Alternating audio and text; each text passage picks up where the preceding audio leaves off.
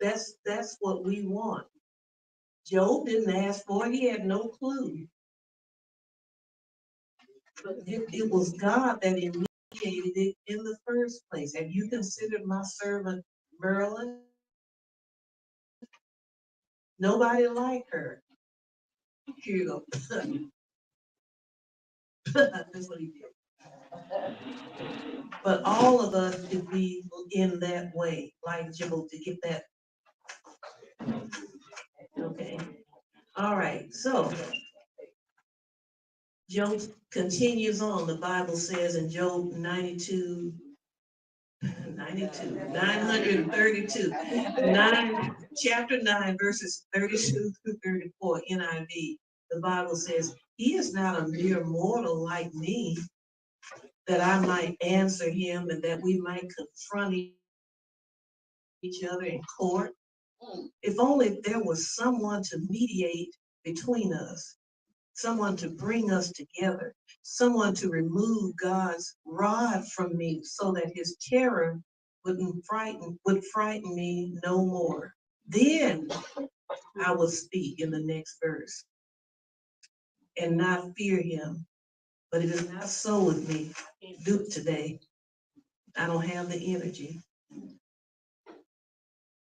And so you go through chapter 10, and it is more of Job's lament about his suffering. To lament means you're moaning and weeping.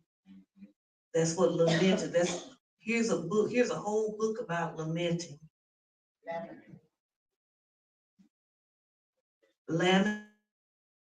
Lamentations, that means lamenting. Jeremiah was crying his heart out when he wrote that. And he was lamenting because the children of Israel wouldn't get right. And they're gonna have to be taken off into captivity.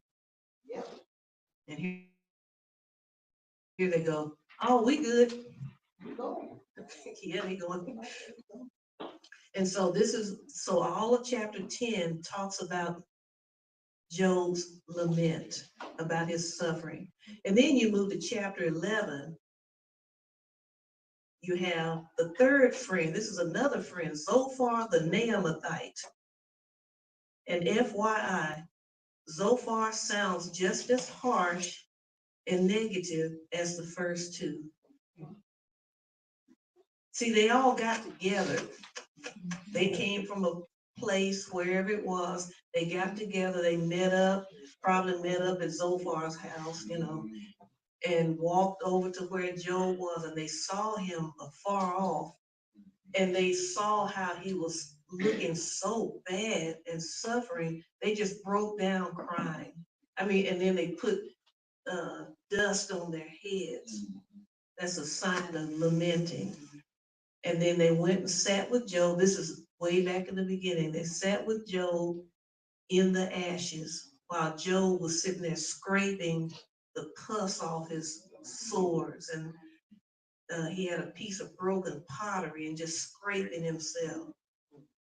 And they just sat there with him for a week. Nobody saying anything because he was just too broke down. And so no one said anything. And now it looks as though they probably should have just kept their mouth shut. Should stay where they were. Apparently they were good friends. They just didn't know how to address Job's situation. That's it in a nutshell. And they don't really know God. They have a knowledge of God, but they don't really know God. Like Jackie made a good point when they were telling Job about what he done, they were misrepresenting God. Like, this is how God does when you don't do right. He takes away, but God already said, go ahead, because he has plans for later.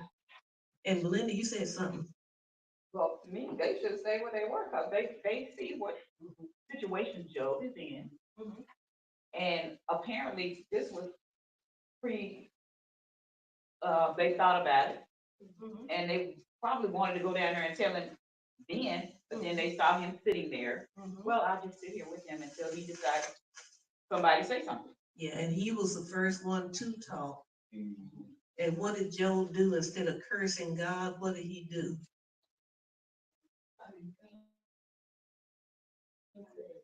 He did say, it wasn't. He cursed the day he He was was born. Yeah. He cursed, all right, but not God.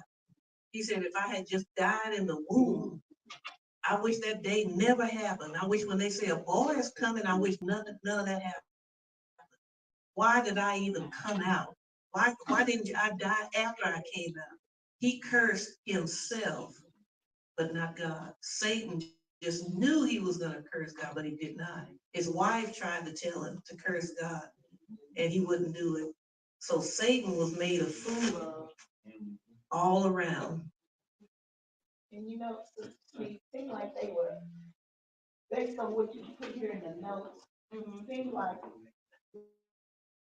once they saw Job and they saw how he was, based on their custom, they're like, oh, he done sinned. And the kids are sinned. And the reason why all of this happens, they just bunch of sinners.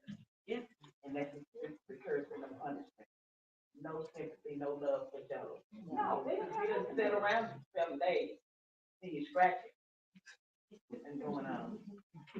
And if you know anything about the sick person, you would know that's not how they are. Right. But see, you got some haters. Oh, okay. These are what they doing, those people. Smiling in your face. Mhm. They were probably jealous of all Job's stuff. Job had more stuff than anybody in the whole land.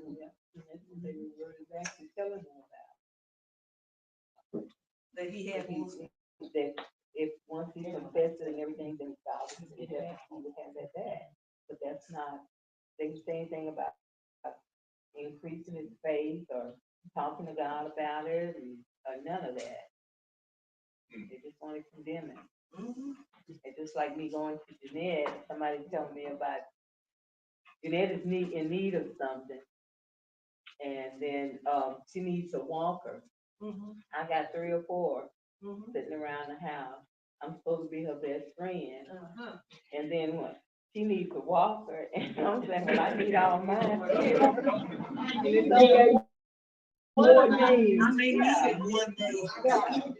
I want to be one. I got whole room full. You know. She need to get out and get out.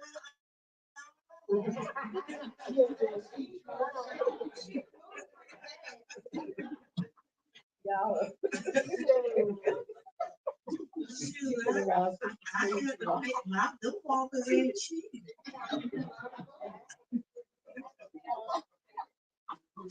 I'm saying the insurance.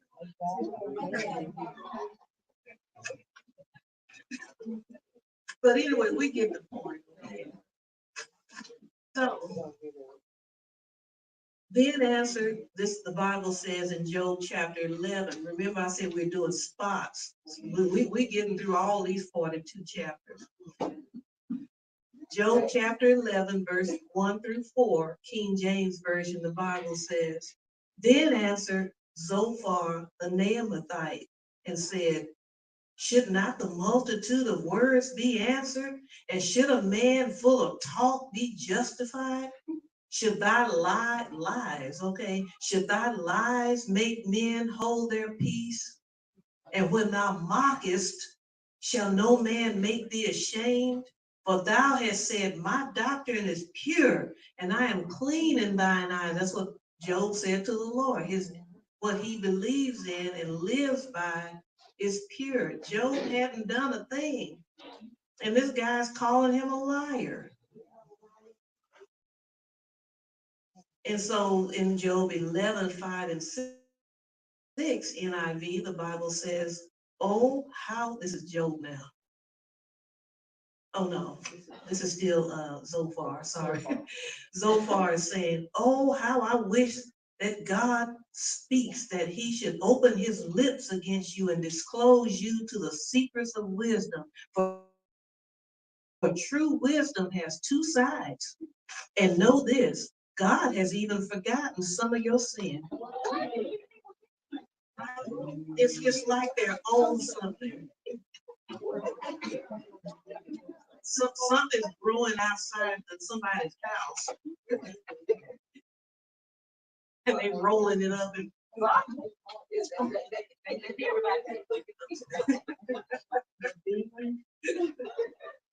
So, yeah.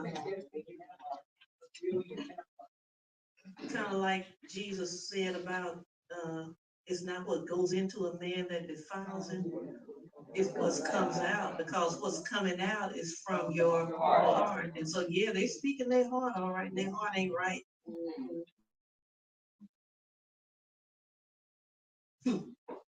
Okay, so who would like to take this first half of this page here? I read it.